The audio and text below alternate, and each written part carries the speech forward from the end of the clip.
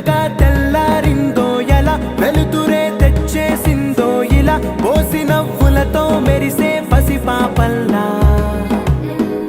చేదతో బావులలో గలగల చెరువులో బాతుల ఈతల కళ చేదుగా ఉన్న వేపను నమిలే వేళ చుట్ట పొగ మంచుల్లో చుట్టాల పిలుపుల్లో మాటలే కలిపేస్తూ మనసారా మమతల్ని పండి